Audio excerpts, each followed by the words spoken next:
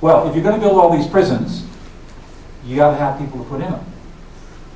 And so what kind of people do you typically arrest? Or people who are misbehaving of some kind or another. And of course, that's what led to the criminalization of mental illness, because they were the obvious and easy people to arrest. And I'm not saying that everybody who went to prison was mentally ill, but if you saw 64% of the people that sit in prison today have some sort of diagnosis of mental illness. And part of that is as a result of our society agreeing to increase the prison populations, and rather than allocate money to community-based programs, to instead build prisons where we could put these people.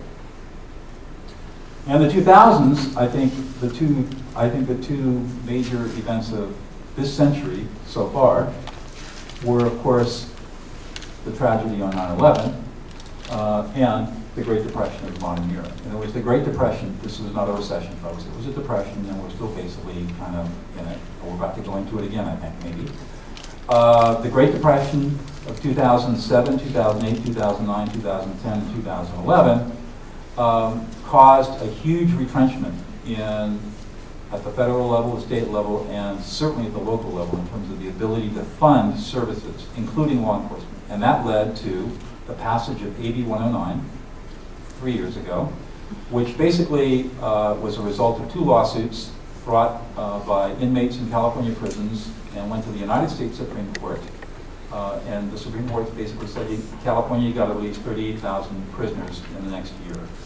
And so, of course, the state in its ultimate wisdom decided to buck it down to the counties and said, okay, we're going to release 40,000 prisoners, but they're all going back to the county jails. And by the way, we're not going to give you any money to deal with the problem. Well, that's not exactly true. I think the state has given Fresno County roughly $11 million a year for the last couple of years, which is not enough to do anything. And of course, Margaret Mintz, being a positive law theorist and interested in political views, of course, wants to build a new jail. Or in addition, building a jail, get rid of the old annex, I don't know. There's talk about building a new jail. So the problem continues and persists, and you can see how this historically has gone on through the years. So that gets us to siloing. Talk about siloing and government, that's the fourth silo. Sure. How many of you are in an interdisciplinary class, or are you just having one major? Anybody taking a cross-disciplinary major? Are you all taking a single major? None of you are in college, right? What this gets at is this idea that the more you specialize, the more you think down one line, the more you become an expert, the more you think you know. And what I've learned, I was a philosophy undergraduate, is what happens to lots of people is they think, act, work, are incentivized, and believe everything works in their silo. And their silo is the most important silo. And when I was a lobbyist, it was amazing how you would have legislators say, everybody wants their thing. Everything's the most important. Nobody cares about the community. And so if you think about that over time and how money is attached to single interests in many cases, pretty soon you end up with lockdown everything, people fighting over details, and solutions are impossible from that perspective when you're dealing with complex, serious issues. And Doug was one of the people that pointed out to me, I mean, we expect elected officials to solve problems because they said they could. But they're set up not to fail. When you think about it, we the people, we don't come to them with, here's our community agenda. We come to them with, do what I want you to do. And that happens across every issue. And so they're not equipped to think horizontally either. So pretty soon you end up with stalemate. And over the years, we've gotten more and more polarized, more and more fractured, more and more broken, and we solve fewer and fewer problems. And so I think one of the things we're really dealing with is this sense of pervasive incompetence and hopelessness that we really do not know how to solve these problems. And we're going to get later on to, yeah, we really have figured out how to do it, so not to worry. Work avoidant behavior. Work avoidant behavior. I learned this from Doug. This would be just about anything you're doing to avoid dealing with the ambiguity, the stress, the angst of not knowing what to do next.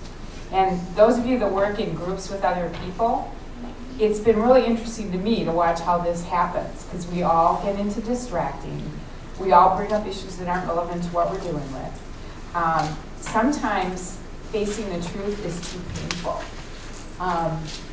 In terms of the mental health issues and addiction, I've lived in Fresno for 20 years and worked with the Business Council all that time. And over the years, we've tried various different strategies to deal with these really complicated issues. And one of the things, the big beast, the thing that's so hard to face, is at the root, is poverty. And what are you going to do about that? And so until that becomes clear and people start understanding what is it, how did it happen, the Economic Game Board is in the middle. Because I think that is actually one of the most important things we have to think about is how do we create an economic game board that is equitable, that is transparent, that is just. Because so many of these other issues are all symptoms of people being trapped in hopelessness. Having worked in the addictions field, almost everybody we worked with was traumatized as a child. So for them, addiction was a solution. It wasn't the problem. They didn't know how to cope with stress. They didn't know how to deal with their feelings. Much of what they experienced in life, a lot of them didn't remember it at all. It was so bad, it was just hidden from their memory.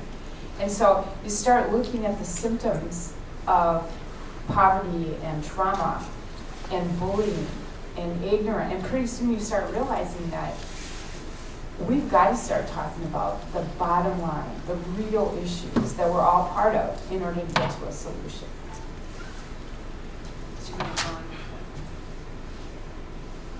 I kind of like this one because this actually emerged from a very powerful conference that was held in Fresno right after Katrina. Does everybody remember when New Orleans was on radar and everyone, oh my gosh, how could they let it get that bad? New Orleans was number 2 in concentrated poverty. Fresno, number 1. And the Brookings Institute came to Fresno along with some national leaders and had a conference called Worlds Apart, Futures Together. And many people from Fresno were there. Dr. Welty was, it was just this amazing amalgam of people that normally didn't go to the same conference. And as they laid this out, one of our very smart members, who's an accountant, but he's really much different. He was so shocked by this. He called it the giant sea anchor. And he realized there would never be enough economic development to overcome this giant sea anchor of poverty if we didn't deal with it. And so he spent a lot of time listening. He listened to people working in different fields, different disciplines. And he came up with what we call the scatter diagram. And when you look at all the things that you need to deal with poverty in a targeted geography, look at how complicated it is. Look at how many disciplines you have to deal with. How would you ever go after all that? And so this is something the Business Council has spent a lot of time trying to understand and deal with. The other thing about this scatter diagram that is significant is every single one of these things touches on mental health. Every single one of these items touches on addictive disorder. And what's really amazing when you think about it is there's not one person in this community who has jurisdiction over the whole. You can't go to the mayor of Fresno and say, Ashley, fix it. You can't do it. You can't go to the city council and say, Lee Brand and colleagues, fix it. You certainly can't go to the board of supervisors and say, fix it. There is nobody that has jurisdiction over all of these different elements. And that is another problem of why we criminalize mental health, because it is easier to put people in jail who are mentally ill. It is easier to put people in jail who have addictive disorder than it is to think about how the heck are we going to address all of these issues at the same time in order to mitigate poverty and to take people who are the most vulnerable in our population, the mentally ill and the addictive disorder, and give them the services that they need. And we have just dug ourselves into a deeper and deeper hole. So when you start looking at the issues, when you start looking at the moral assumptions that people make, when you start looking at how positive law justifies morally abhorrent behavior, how you look at how this is rolled out over the history over the last 40 years nationally and locally, And then when you look at the siloing that has occurred in this community and the ideological polarization that is occurring not only locally, but also all the way up the line to the Congress, and then you look at the complexity of the issues that have to be addressed in order to decriminalize mental illness and addictive disorder, it's no wonder that people give up. They say, no way. There's no way we can do that. However, we have hope. We think we have hope. We have thought about this a lot, and we have a model that we think is actually going to shift the needle a little bit.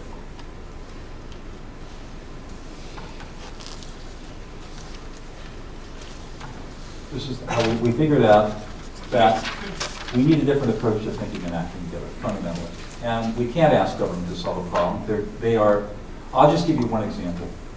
So in order to solve these complex problems on that scatter diagram, you need to have what? Cooperation, collaboration, and leadership. The laws of California are set up, the open meeting law, the Brown Act, is set up to do exactly the opposite. People who are elected to local legislative bodies do not have the ability to lead. That is, lead in the sense of forming a group in order to get a task done. They do not have the ability to collaborate because they're not allowed to meet separately. They have to meet in public. And they do not have the ability to cooperate because cooperation comes from trust. What they are subject to is intense special interest lobbying, which is allowed by law. And what is not allowed is the counteraction of the community business by having 5 or 6 people on an elected board being able to spend time together, to trust each other, to understand each other, to work together, to collaborate, to resolve conflicts, to learn how to negotiate and solve problems. That is prohibited by law in California.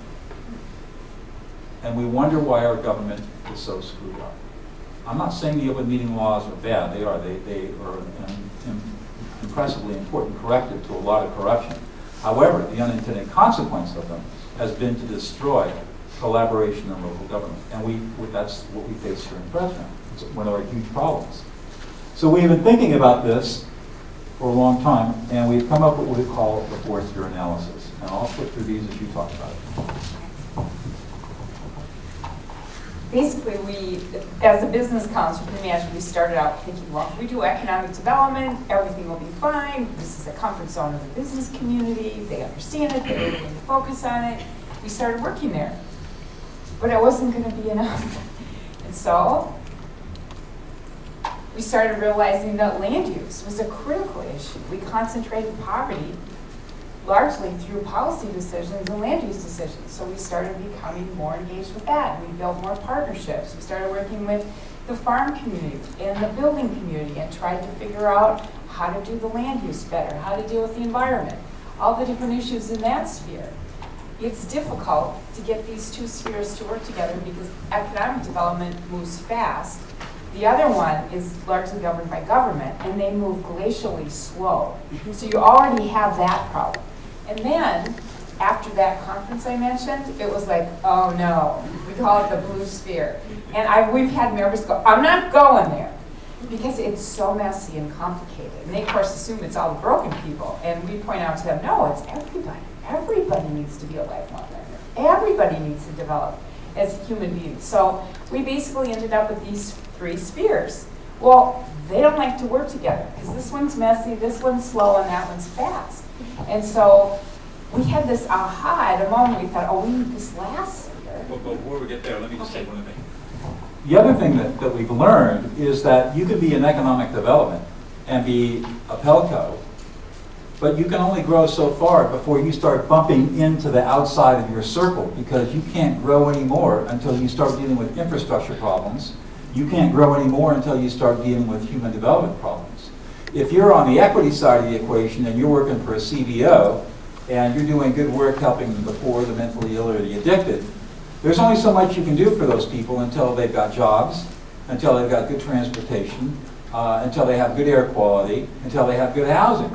And if you're working up there in infrastructure, you can build roads and you can build bridges and freeways and bike paths and all that stuff. But guess what, folks? You need a tax base to pay for it all. And the only way you're going to get a tax base is by 1, having an economic sphere that's vital and alive, and by 2, having people who are willing and able and motivated to go to work. So what we learned was the sphere leaders in each of these three spheres were trying to control the whole. They were trying to address that scatter diagram, and they were failing because they could only work within their own spheres. And then we had the aha moment. I'll let you talk about that. This is one of my favorite meetings. Somebody, I don't even remember who it was. You're trying to just get this Vulcan brain meld where everybody's one mind. All of a sudden someone goes, I know, why don't we create a fourth sphere and put them all together and start building relationships around the edge. And so when you think about it, who are the people that only serve the whole? We've talked about holistic medicine, we've talked about, that's not a new idea. But to be a steward of the whole, you have to learn the community business. You can't just be a single interest. You got to be humble enough and open enough to work with people from other groups. And so for the last probably 10 years, we've started building relationships around that edge. The Business Council Board started with 8 business people and Dr. Welk. Today, we've got the leaders of the United Way, the largest poverty program in Fresno, the EOC, the Regional Foundation, lawyers, doctors. Everybody's the top person in their field, but it's every kind of organization in Fresno, because we know we've got to make a huge circle to get our arms around this and not be blinded by what we don't know. So one of the things that was really positive for me, when we started dealing with mental illness, or we proposed doing that, one of the board members literally stood up in the meeting and said, what the is the Business Council involved in mental health for? And the physician who was interested in doing this, he said, well, it's the most important issue in Fresno. Why? Who else should be involved? So after that, now they're very, it's really been probably one of the more fun issues in some ways, because everybody's got mental health issues or has a family member that does, and eventually it's just beating. So bottom line, we're continuing to build this sector. We had a retreat in September of many of our institutional leaders that are all learning how to work this way. It's very difficult. Everybody's got a very tough institution. They're full on it. And we're asking them, will you step out of your dot for like 5 minutes a day and think more broadly?